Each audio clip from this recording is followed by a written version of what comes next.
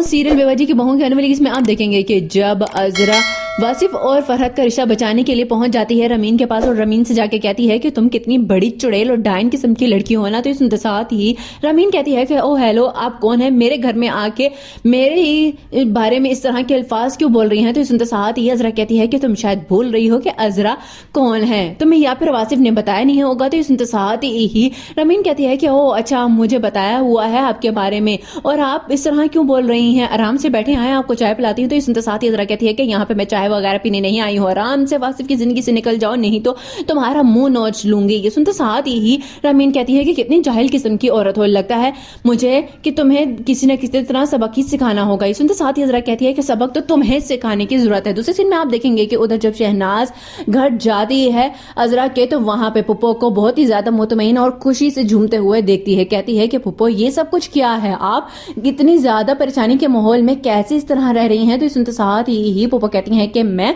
कैसे आराम से रह रही हूँ, ये तुम्हें किसने कह दिया है, देखो झगड़ा तो उन दोनों के दरमियान है, तो परेशानी मुझे किस बात की होगी। तो इस साथ ही शहनाज कहती है कि चूंकि आप इस घर की बड़ी हैं और इन सब का ख्याल रखती हैं, तो उस हिसाब से आपको परेशानी होनी चाहिए। ये सुनते साथ ही कहती है पुप्पो कि अरे जाओ छोड़ो, खुद ही लड़ झगड़ के खुद ही या तो एक हो जाएंगे या फिर अलग हो जाएंगे। सुनते साथ ही शहनाज कहती है कि यानी कि आप नहीं चाहती हैं कि ये लोग आराम से हंसी खुशी रहेंगे। सुनते साथ ही कहती है पुप्पो कि हाँ चलो, तुम्हें भी पता चल ही गया, यकीन आ गया। लास्ट में आप देखेंगे कि उधर जब फरहत के पास पहुंच जाती है समन और जाके कहती है कि आपको पता भी है कि वासिफ भाई आपसे सच्ची मोहब्बत करते हैं। तो सुनते साथ ही फरहत कहती है कि बस अब तुम्हें ये लेक्चर देने के लिए भेजा होगा समन मेरे पास अजरा भाभी ने, तो खुदारा चली जाओ। ये सुनते साथ ही समन कहती है कि ऐसा हरगिज नहीं है, आपको पता है कि मुलाजमा ने भी वासिफ भाई को आपका बैग और आपकी चीजें देख के पकड़ते हुए रोते हुए देखा है। तो सुनते साथ ही फरहत कहती है कि ये सिर्फ और सिर्फ वासिफ का एक नाटक है।